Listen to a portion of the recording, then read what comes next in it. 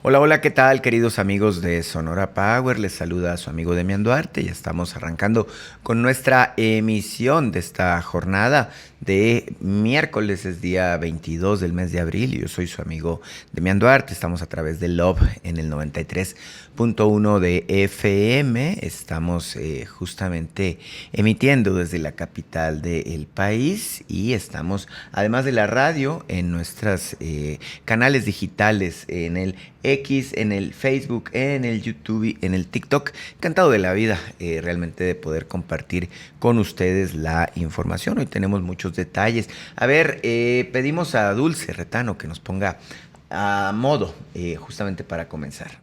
Bienvenidas y bienvenidos a este programa del Sonora Power con el periodista Demian Duarte. Es miércoles 22 de abril y estamos desde la Ciudad de México. Hoy se presentó en Palacio Nacional la Estrategia Nacional de Salud Mental. Ayer corrió fuerte el rumor de la salida de Luisa María Alcalde de la dirigencia de Morena. También se daba por bueno que Andrés Manuel López Beltrán salía de la estructura del partido Guinda. Eso supondría la llegada de la hasta ahora secretaria de Bienestar, Ariadna Montiel, y de la consejera jurídica Estela Damián a la dirigencia de ese instituto político.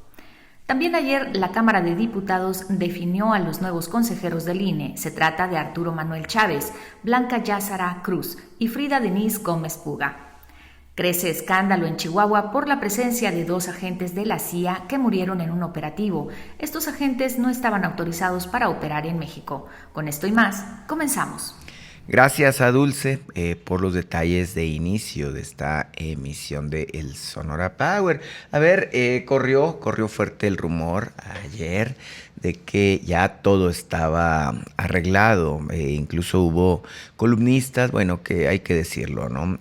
Parte del periodismo es la especulación. Pensaban tener la exclusiva, no necesariamente era así. Hablaban de que se iban Luisa María Alcalde y Andrés Manuel López Beltrán del partido Morena, y que en automático entrarían, la secretaria de Bienestar, Ariadna Montiel, y Estela Damián, la consejera jurídica de Presidencia. No pasaron así las cosas. De hecho, la presidenta hoy aprovechó en la mañanera para dar algunos datos de cómo están los ajustes alrededor de su gabinete. Pero Estela pues me pidió que se quiere ir a Guerrero, es su estado natal, y que quiere participar allá. Entonces le dije, pues tienes que dejar la consejería jurídica porque no se pueden las dos cosas. Entonces le dije, ¿estás segura que quieres dejar la consejería jurídica? Y me dijo, sí, sí estoy segura. Ha hecho un trabajo muy bueno en la consejería jurídica, Estela, la verdad. Le pedí que, pues por lo menos que cierre el mes para poder hacer su entrega adecuadamente. Entonces ella me entregó su renuncia con fecha del 30 de abril. Ayer decidí, y hablé con ella, invitar a Luisa María Alcalde a la consejería jurídica. ¿Por qué a Luisa María? Porque esto es importante.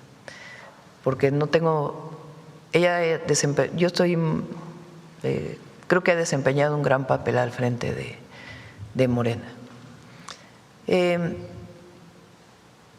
Luisa es una excelente abogada, muy buena abogada.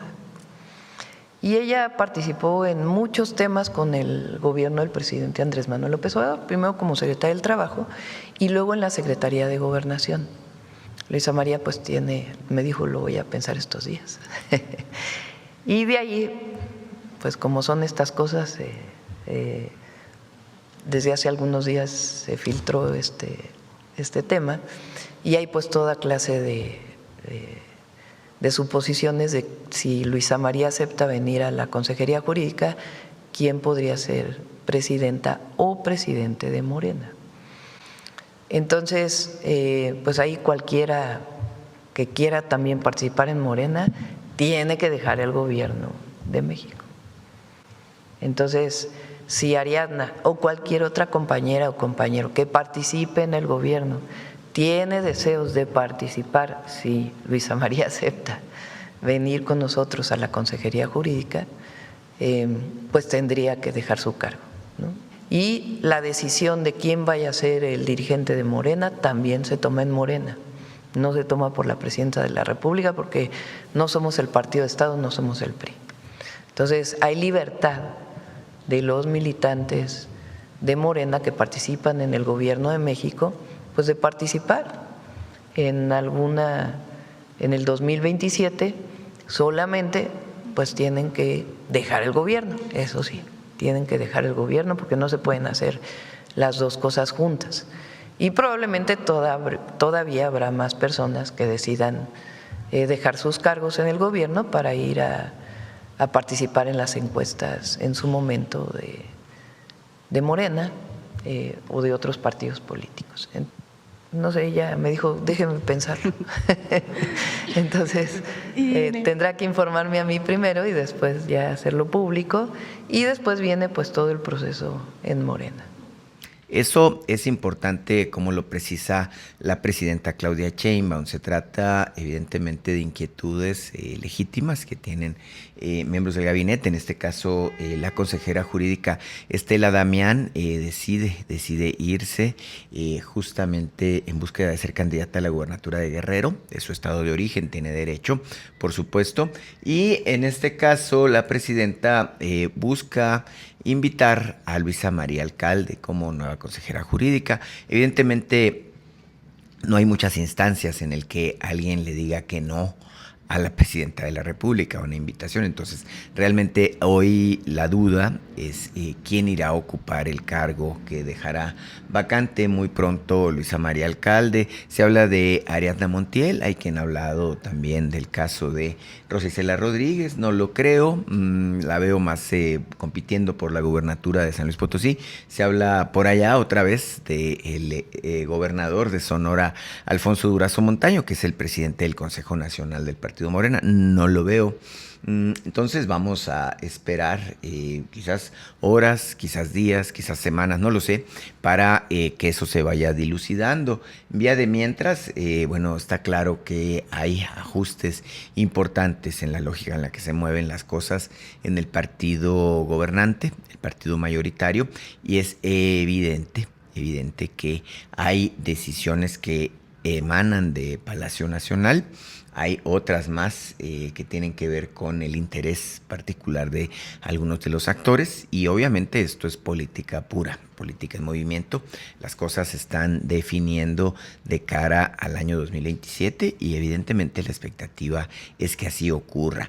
La presidenta, ya le decía yo ayer, anticipa que tendrá una quinta visita de Estado a nuestra entidad, a Sonora. El gobernador Alfonso Durazo está diseñando la agenda y ayer en su conferencia de prensa el gobernador Durazo dio detalles de lo que se puede esperar. A ver, escuchemos lo que anticipa el gobernador. Nos sorprendió gratamente el anuncio de la visita de nuestra presidenta. Tenemos varias actividades propuestas. La verdad es que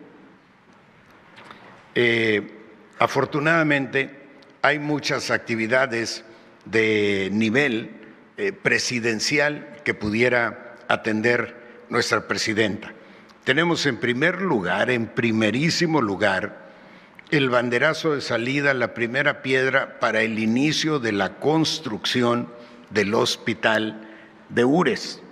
Ya finalmente tenemos el terreno, lo adquirió igualmente el gobierno del estado, lo pusimos a disposición de IMSS Bienestar y ya lo tenemos. Se están haciendo ahorita los estudios geológicos, ya tenemos el proyecto ejecutivo que será modificado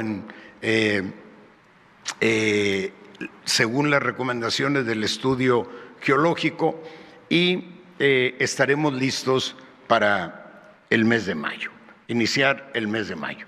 Yo espero que para esa fecha también podamos ya informarle a la comunidad sobre todas las plantas de agua que vamos a construir e igualmente podamos informar a la comunidad las actividades concretas que vamos a realizar para el rescate y mejoramiento ambiental del río Sonora.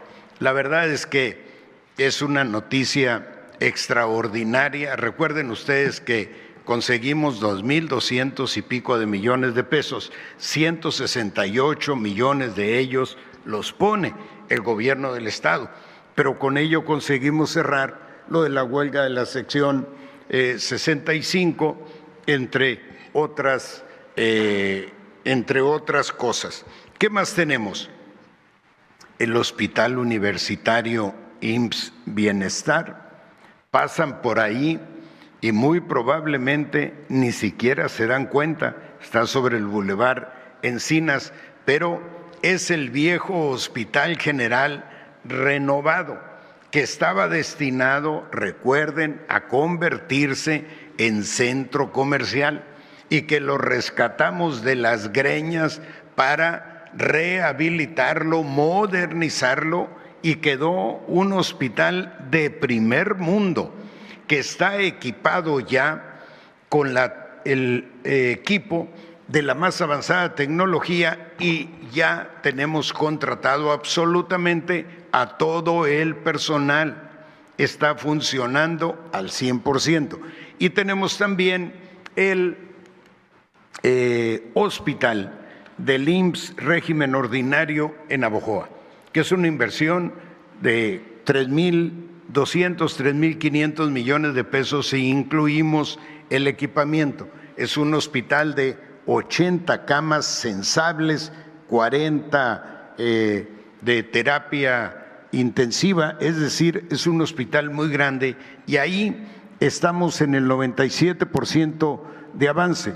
¿Qué nos faltan? Un que otro detalle, y particularmente no hemos concluido todavía la contratación de personal, pero está la convocatoria abierta. Estamos en ese proceso. Así es que en el transcurso de lo que nos queda de abril y los días de mayo previos a la visita de nuestra presidenta, este es el universitario. Vean ustedes.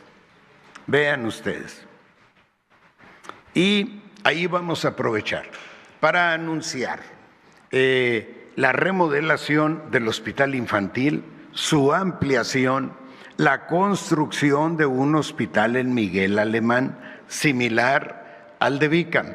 Y yo espero convencer a nuestra presidenta de la necesidad de construir un hospital regional en la zona de los pueblos de Altar, Sarik, Tubutama, esa región, que tengan su propio hospital, aunque Caborca está muy cerca, pero es imprescindible un hospital en esa zona.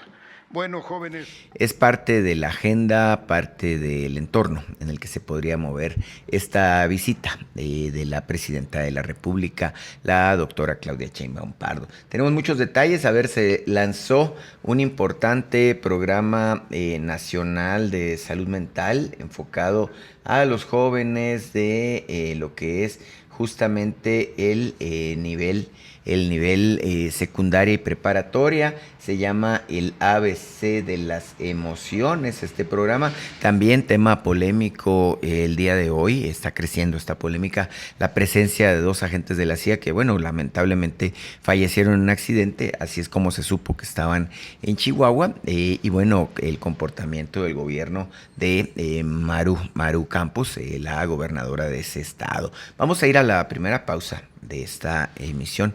Ahorita volvemos y le comento muchos más de los detalles de esto que estamos hablando. El mes de abril sigue avanzando y ya nos perfilamos rumbo a mayo. Hay cosas en el ambiente que analizar, debates que observar y mucha información que compartirle. Vamos a una pausa y regresamos.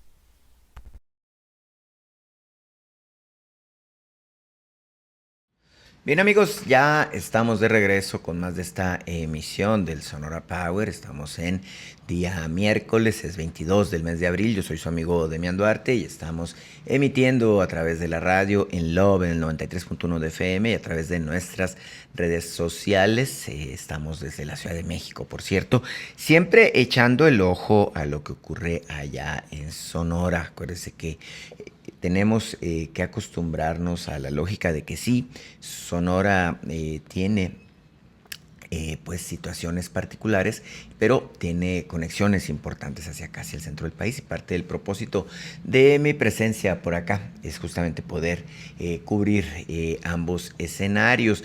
Mire, ya estábamos en la conferencia del gobernador Alfonso Durazo y ayer hizo anuncios que me parecen relevantes. El gobernador habló del tema que tiene que ver con las viviendas. Dice el gobernador que ya hay 20,000 viviendas planificadas para el caso de Hermosillo y que hay suelo gratuito e infraestructura. En este contexto dice que para garantizar los servicios básicos y condiciones urbanas adecuadas, el gobierno de Sonora invertirá 113 millones de pesos adicionales justamente en el acceso a estos servicios para estos terrenos.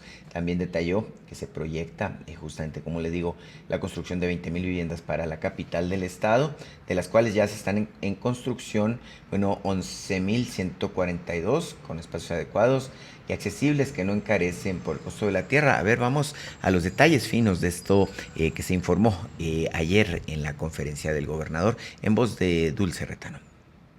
Sonora avanza con paso firme hacia la mayor transformación habitacional de su historia gracias a la gestión del gobernador Alfonso Durazo Montaño, quien aseguró la tierra necesaria y las condiciones para que el Programa Nacional de Vivienda, impulsado por la presidenta Claudia Sheinbaum, se traduzca en resultados concretos con un total de 20,000 viviendas para Hermosillo y una meta estatal de 65,000 hogares rumbo al 2030.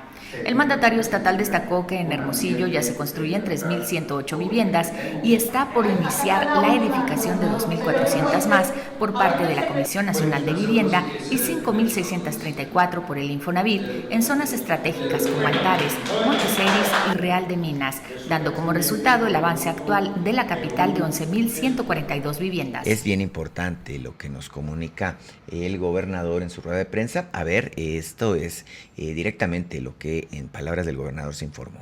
Ya entregamos tanto a la Comisión Nacional de Vivienda como al Infonavit toda la tierra necesaria para la construcción de estas viviendas. El gobierno del estado aportó esta tierra, de tal manera que el costo de la tierra no impacte el precio de la vivienda. Bueno, es un asunto relevante. Usted sabe que el acceso a la vivienda, por muchos años estuvo vedado para la clase trabajadora. Estaban los desarrollos, pensados solamente para un enfoque residencial, y está bien, yo no tengo ningún problema, pero creo que es muy importante también la vivienda popular y la vivienda para los trabajadores que no se pueden permitir pagar una casa de 5 millones de pesos, ¿no? Es decir, es complejo. Entonces, obviamente que hay un cambio de enfoque, un cambio de visión. Vamos a seguir adelante con más de este programa, pero antes tenemos que ir a la pausa. Ahorita volvemos. El mes de abril sigue avanzando y ya nos perfilamos rumbo a mayo. Hay cosas en el ambiente que analizar, debates que observar y mucha información que compartirle. Vamos a una pausa y regresamos.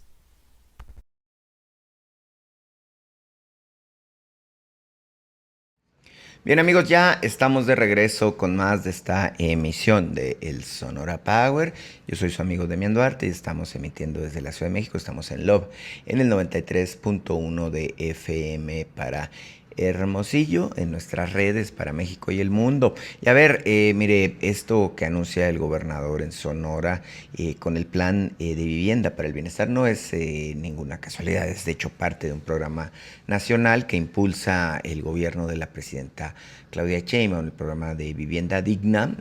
Pues se enfoca justamente en resolver, buscar, atender y entender que la vivienda no es un privilegio, no es algo que se pueda dejar simplemente al mercado o a la oportunidad, sino que es también un derecho de los trabajadores, de las personas, y que al final de cuentas tener acceso a una vivienda digna nos resuelve en buena medida el resto de los asuntos de nuestra vida. En una vivienda dormimos, en una vivienda soñamos, en una vivienda desarrollamos nuestras actividades cotidianas, es nuestro punto de encuentro, es justamente justamente el eje sobre el que gira una familia. Me llamó la atención que el día de ayer en el Senado de la República, aquí en la Ciudad de México, el senador por Sonora, Heriberto Aguilar Castillo, subió a tribuna para promover justamente una propuesta que fue aprobada en términos de lo que es la adecuación del esquema de vivienda, de tal suerte que se aprobó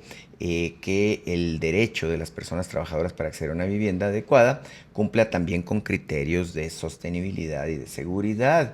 El tema es que el senador Heriberto Aguilar, haciendo eco de este plan que tiene el gobierno de la presidenta de la República, dice que garantizar una vivienda adecuada para el pueblo trabajador es avanzar en justicia social y en bienestar para millones de familias mexicanas.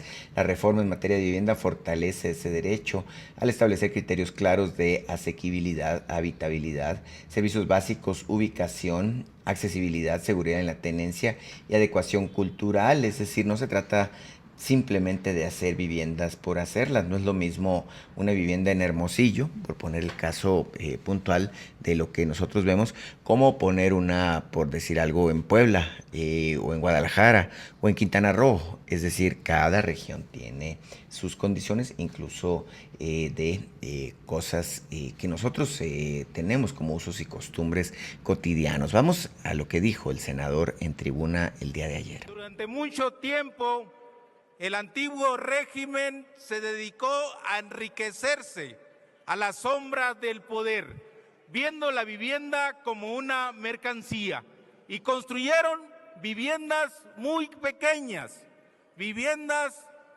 que si hacía frío afuera, hacía más frío adentro, que si hacía calor afuera, hacía más calor adentro, que si dejaba de llover, seguía lloviendo. Pequeñísimas, cascarones le dicen en mi tierra. Y esto provocó, además del abandono, cuentas impagables. La reforma constitucional y las leyes de la vivienda deja de ser una mercancía y se transforma en un derecho que tienen las personas a tener una vivienda adecuada y propia. Representa, sin exagerar, un verdadero cambio de paradigma en la política de la vivienda en México. Durante años hablamos de vivienda digna y decorosa, pero sin parámetros claros, sin criterios verificables y sin mecanismos reales de exigibilidad. Que vamos bien y nos va a ir mejor, porque más de 1.564.000 personas han sido beneficiadas con quitas, con donaciones, liquidaciones de crédito, de vivienda Infonavit y Foviste. Además, al 31 de diciembre del 2025, más de 4.856.000 personas que tenían créditos prácticamente impagables han sido reestructurados y saneados. Esta reforma tiene un profundo sentido social. Es una apuesta a la dignidad, por la justicia, por el bienestar de millones de mexicanas y mexicanos, porque garantizar el derecho a la vivienda adecuada no es un privilegio, es una obligación del Estado. Bueno, qué importante que esto se esté viendo desde este punto de vista. La propuesta que enarboló por ahí el senador Heriberto Aguilar fue aprobada, válgame pues, sin mayor dilación, de tal suerte que tenemos una armonización de la ley con cambios constitucionales aprobados en 2024 y de esta manera se fortalece un modelo de vivienda más justo, accesible y orientado al bienestar de las personas que las van a habitar. En este contexto es dignificar las condiciones de vida de todos nosotros, de todos los mexicanos. Mire qué bien, felicidades de verdad al senador Heriberto Aguilar por estar haciendo un trabajo comedido y justamente enfocado a las necesidades de sus representados. Nosotros tenemos que ir a la pausa. Ahorita volvemos con más. El mes de abril sigue avanzando y ya nos perfilamos rumbo a mayo. Hay cosas en el ambiente que analizar, debates que observar y mucha información que compartirle. Vamos a una pausa y regresamos.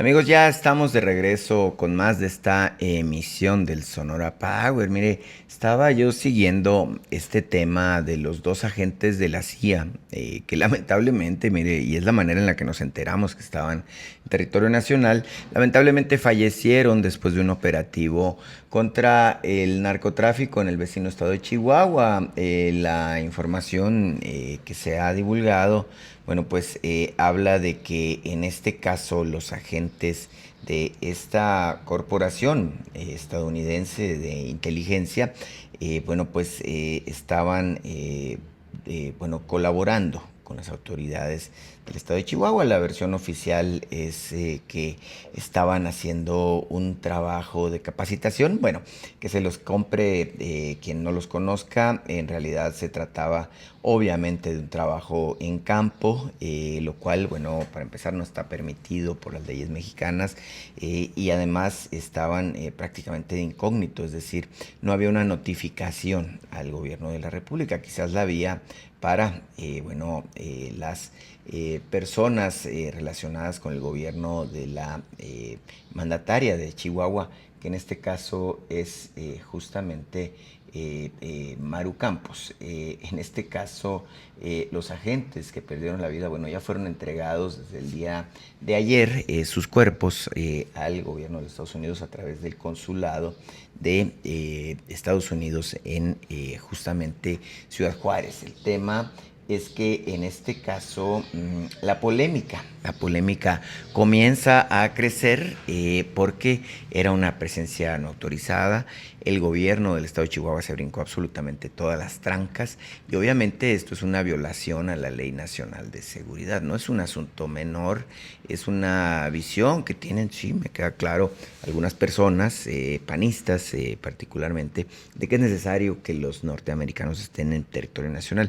Nada más que se están llevando entre las patas la Carta Magna, están, bueno, actuando de manera indebida y probablemente estén haciendo cosas malas que además en el papel lucen peores. Esto de permitir por sus, válgame, sus ínfulas, que agentes de la CIA, seguramente de la DEA y del FBI, todo lo que usted quiera, anden como Pedro por su casa en territorio nacional, no es algo racional ni razonable. Entonces creo que también pinta de cuerpo entero a quien lo está haciendo, la actitud que tienen estas personas de pues perdonavidas, de que a ellos no les importa, al final de cuentas se tiene que hacer lo que se tiene que hacer y no me va a temblar la mano, como lo decía en su tiempo Andrés Manuel López Obrador. Sí es importante que se avance en seguridad, pero también es importante cuidar las formas.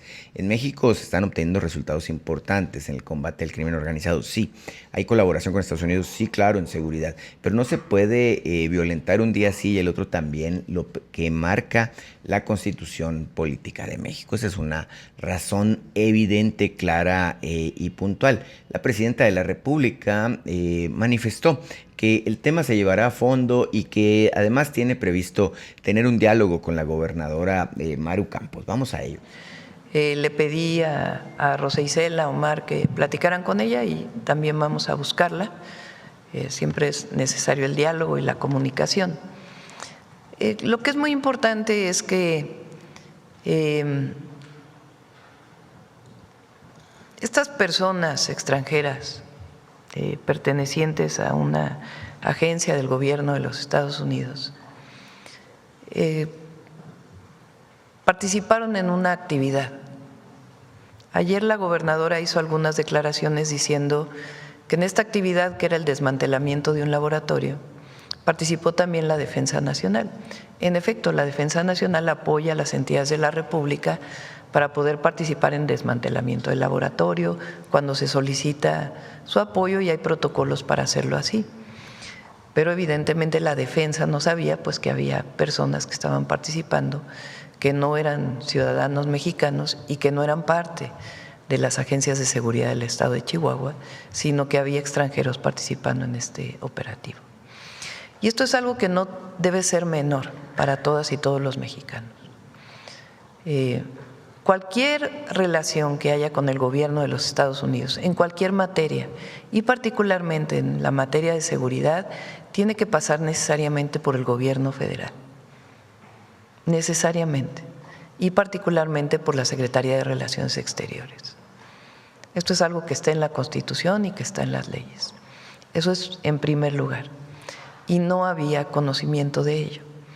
Hemos revisado si se informó a Relaciones Exteriores o a la Defensa Nacional o a la Secretaría de Seguridad y no se informó de la participación de estas personas.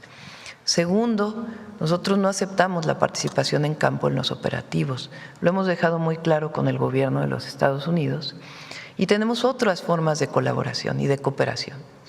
Incluso en algún momento cuando se utilizan equipos de alguna de las instituciones del gobierno de los Estados Unidos, siempre equipos, digamos, no en campo, no personal como tal, sino algún equipo especial, como se mencionó hace ya casi como un año, de algún equipo de revisión, vigilancia, etcétera, siempre es a petición del gobierno de México para poder pedir alguna colaboración.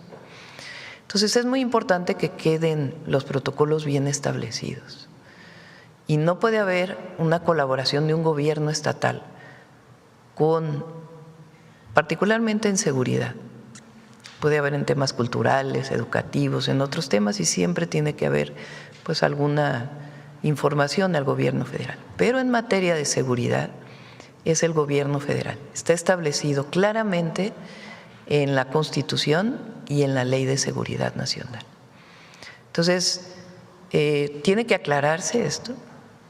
Hizo Relaciones Exteriores una carta al embajador de Estados Unidos para que pudiera proporcionar toda la información, diciendo que esto no es parte del protocolo de seguridad que hemos acordado, del entendimiento que tenemos con ellos y para que se provea toda la información.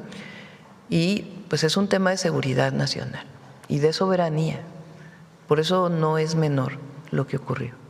Entonces es muy importante que quede claro, podemos obviamente hablar con la gobernadora, pero tiene que quedar muy claro, tanto a los Estados Unidos como a los gobiernos estatales, que la colaboración tiene que ser dentro del marco de entendimiento y dentro de la Constitución y la Ley de Seguridad Nacional. Periodistas No es ningún misterio que además con estas cosas se cruza la política. Chihuahua va a tener elecciones el año próximo, al igual que Sonora. Hay ya un par de actores importantes del partido Morena buscando la definición de quién será el candidato o candidata. Está el alcalde de Ciudad Juárez, Cruz Pérez Cuéllar, echando justamente su juego, su carne al asador, y la senadora Andrea Chávez, de quien ya habíamos hablado en este espacio, está también, pisando fuerte para convertirse en candidata. Se hablaba de Ariadna Montiel, pero parece que Ariadna Montiel la tienen destinada para otros fines, entonces no estaría en la visión de competir por el gobierno de Chihuahua. También es de veras un escándalo que está en crecimiento. Acá en México no se ha dicho gran cosa sobre el tema, como que se está tratando de contener lo que puede ser potencialmente un escándalo diplomático. Pero en Estados Unidos, mire, medios afines, por ejemplo, a Donald Trump, como Fox News, ha dicho que es una verdadera ofensa a la soberanía de México. Medios como The New York Times, The Washington Post, ya están tomando nota y están divulgando este asunto. Y es que el tema tiene que ver con el permanente y persistente ánimo injerencista que tiene un gobierno como el de Estados Unidos en todos los países del mundo, no nada más en México. Es decir, no sé si usted ha visto alguna vez alguna película de Hollywood en donde se enaltece el heroísmo y el papel de los agentes de la CIA, lo bueno que son para el trompo y para manejar motocicletas tirándose en abismos y todo esto, ¿no? Todo esto que es parte de la fantasía hollywoodense. Pero lo que queda de manifiesto es que a los Estados Unidos les encanta meterse en todas partes, incluso en donde nadie les está hablando. Se ha dicho el caso de México. Así las cosas, mire, nosotros vamos a ir a una pausa. Ya quedó, por cierto, resuelto el tema de los nuevos consejeros del INE. Desde ayer en la Cámara de Diputados fueron, ya nombrados. En este caso, Arturo Manuel Chávez, que hasta hace unos días era director de Talleres Gráficos de México.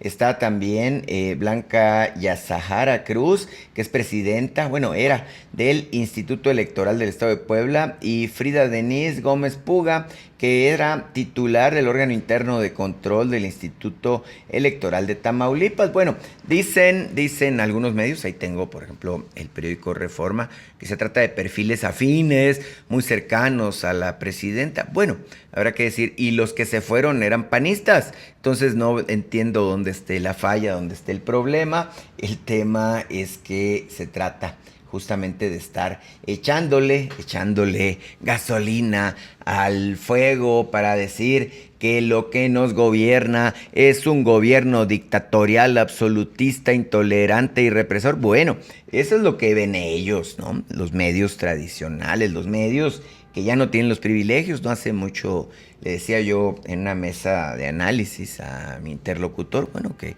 efectivamente, ¿no? Habemos quienes estamos tomando lecturas distintas a la que traen estos medios tradicionales. Para ellos todo está mal. Nosotros tenemos una visión distinta. Hay avances importantes, consistentes. No todo es perfecto, no todo está bien, pero se avanza de manera comedida en pos de un objetivo. Las cosas estaban muy torcidas hasta antes del año 2018. Era una historia increíble de corrupción. Así que empezar a cambiar eso y darle la vuelta, a la historia es algo que es importantísimo. Nosotros vamos a la pausa. Ahorita volvemos con más. El mes de abril sigue avanzando y ya nos perfilamos rumbo a mayo.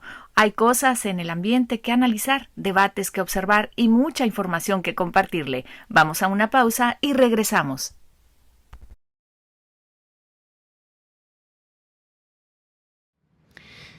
Bien, amigos, ya estamos de regreso, estamos ya en la parte final de nuestra emisión de esta jornada del día miércoles 22 del mes de abril. Yo soy su amigo Demián Duarte. Estamos a través de Love en el 93.1 de FM para Hermosillo. Estamos también a través de nuestras redes para México y el mundo. También nos puede usted sintonizar en las redes desde Hermosillo. Claro que sí. Hay que tener solamente una conexión a internet y la verdad es que es muy sencillo. Mire, en el YouTube usted se puede suscribir a nuestro canal Sonora Power. En X simplemente me tiene que dar seguir a mi cuenta, que es @Demiandú. En el TikTok es Sonora Power 1. En el Facebook es Demián Duarte. Y así de simple, pues es fácil estar en contacto a través de esos canales. A mí me da mucho gusto tener la ocasión de interactuar con todos ustedes y poderle informar. A ver, en Palacio Nacional el día de hoy se informó de una estrategia nacional de salud mental. Es interesantísimo que el gobierno federal esté tomando estos asuntos porque se trata de una preocupación constante de los padres de familia de cierta edad que han estado observando cómo sus hijos adolescentes y jóvenes adultos han estado teniendo un fuerte deterioro a su estabilidad emocional. Mire usted, es muy interesante esto y casi nadie habla al respecto, pero es preocupante que los índices de suicidios se estén incrementando de manera exponencial por un factor que es difícil de comprender. Insatisfacción frente a la vida, incumplimiento de expectativas, temas que tienen que ver justamente con el entorno de los jóvenes. Y uno como padre de familia, obviamente que se esfuerza por darles condiciones, oportunidades, posibilidades a los muchachos. Bueno, la presidenta se hizo acompañar hoy de integrantes del gabinete de gobierno y lanzó esta estrategia que se llama el ABC de las emociones, que va enfocado a jóvenes de tercero de secundaria y de bachillerato. En este caso, bueno, la campaña se hará a nivel masivo a través de medios de comunicación, también con la entrega de 18 millones de guías para jóvenes, madres, padres, cuidadores y docentes, actividades diversas en las escuelas, asambleas informativas y pláticas interactivas en las escuelas en las que participará incluso la mismísima Presidenta de la República y servidores públicos. Además, claro está, el fortalecimiento de la línea de vida para el cuidado de, pues de los jóvenes. La Presidenta ofreció un mensaje al respecto que creo que es importante no echar en saco roto. A ver, escuchemos lo que dijo la Presidenta. Nuestro objetivo es fomentar los valores espirituales y atender a los jóvenes que tienen algún problema, que sienten que requieren atención. Entonces, ¿dónde vamos a encontrar a esos jóvenes? Principalmente en las escuelas. La gran mayoría de los jóvenes están en las escuelas. Y también con el programa de atención a las causas, donde vamos casa por casa en distintos territorios del país. Entonces, es la campaña de sensibilización, que es una campaña masiva, como el spot que acabamos de presentar. Segundo, son casi 20 millones de guías sobre el ABC de las emociones. Guías para madres y padres de familia, guías para maestras y maestros y guías para las y los jóvenes, donde ahí pueden encontrar mucha información relacionada con el ABC de las emociones. Actividades en las escuelas. Por lo menos una vez a la semana va a haber una actividad en las escuelas, en los salones de clase relacionadas con la salud mental. Ahí también se va a incorporar actividades interactivas, pláticas interactivas en las escuelas. Hasta la Presidenta de la República va a ir a leer a las escuelas. Todos los servidores públicos del gobierno federal, todos los que se quieran incorporar de los gobiernos de los estados y de los gobiernos municipales, juntas y juntos vamos a ir a las escuelas, capacitados previamente por profesionales de la salud y con ciertos textos que podamos leer en los salones de clase, en asambleas participativas, en donde hablemos de las emociones, de las redes sociales, del uso responsable de las redes y de muchos otros problemas que hoy enfrentan las y los jóvenes. Asambleas informativas con padres y madres de familia que asistan a las escuelas para hablar de estos temas y el fortalecimiento de la línea de la vida. Además, son cerca de 2,000 profesionales de la salud mental, psicólogas, psicólogos o trabajadores de servicio social que están siendo capacitados para también ir a las escuelas a atender de manera directa a una joven o un joven. La línea de la vida se está fortaleciendo, se fortaleció ya tiene mucho más profesionales, están capacitados. Antes era exclusivamente para las adicciones y hoy es para cualquier problema que tenga que ver con la salud mental. Esta es una estrategia nacional y el centro es que cuidarnos es un acto colectivo. Este es un programa que no solo es del gobierno a los jóvenes, sino es de la sociedad.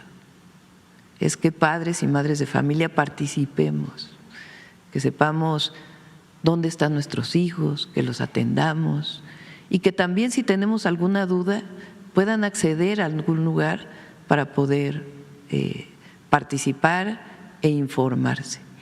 Además, por supuesto, tenemos todos los centros de salud y hospitales que tienen ya una atención mucho más especializada para temas de salud mental, tanto atención psicológica como si es necesario, pues ya atención psiquiátrica o incluso neurológica si es necesario. Entonces, como ven, es una estrategia integral, que es una estrategia de la sociedad, de todas y todos los mexicanos, porque cuidarnos es una actividad colectiva. Esa es la posición de la Presidenta. A ver, vamos a escuchar lo que dijo el doctor David Kirsenovich, el secretario de Salud Pública. Muy importante dentro de la transformación que está teniendo el sistema de salud. Recuerdan que hemos insistido en que no nada más es atención médica, sino que tiene que ver con la prevención. Y el día de hoy se va a presentar efectivamente la Estrategia Nacional de Atención a la Salud Mental para las y los jóvenes. Esta estrategia se viene trabajando desde hace varios meses, forma parte de una estrategia general. Ustedes han visto, por ejemplo, en las escuelas el programa Vive Saludable, Vive Feliz, y el día de hoy está enfocado fundamentalmente a lo que tiene que ver con los adolescentes y también atender los factores de riesgo, no nada más atender el problema como enfermedad o como trastorno mental, sino los factores de riesgo. La siguiente, por favor.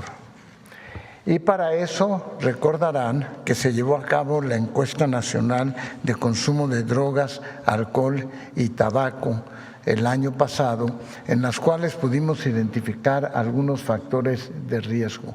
Y lo que mostró la misma es que la población adolescente tiene en general mayores niveles que la población adulta en malestar psicológico, 10%, en comportamiento suicida en 3.3%, en exposición a la violencia en 18.1% y consumo de drogas en 4.7%. Todos esos son factores de riesgo que condicionan las alteraciones como significativas en el comportamiento de los adolescentes. Lo importante es cómo prevenirlo, y estas, me pasa la siguiente diapositiva, son precisamente en lo que está enfocado esta estrategia. Decía yo que la población de 12 a 17 años concentra las mayores vulnerabilidades y la estrategia se enfoca a tratar esos factores de riesgo en los adolescentes y tiene varios hechos que son relevantes. Uno es la prevención temprana y oportuna. Más que enfocarse al tratamiento, tratar de prevenirla, y ahí juega un papel muy importante lo que tiene que ver, por ejemplo, la familia, las redes sociales, etcétera. Tiene un enfoque escolar que es cultural y que es comunitario, ustedes lo apreciarán dentro de unos momentos. Tiene sobre todo un abordaje diferenciado que trata no de estigmatizar, sino de tratar de entender precisamente los factores del riesgo, y tiene una característica muy significativa que es la promoción del autocuidado y del deporte. Esta estrategia entonces forma parte de la transformación del sistema de salud con un enfoque preventivo y no nada más de atención médica. Muchas gracias. Amigos, esa es la información. A mí me parece un tema muy importante a tener en cuenta y no echar en saco roto. La salud mental de los jóvenes es fundamental. Tenemos que proteger a nuestros hijos, sí. Tenemos que proteger a la próxima generación que va a llevar a México a nuevos niveles de desarrollo. Por supuesto que sí. Es un deber de nosotros como la generación precedente darles a ellos condiciones. Y si lo que necesitan es atención directa a sus inquietudes, hay que dárselas. Hay quien dice que esto deriva de la pandemia.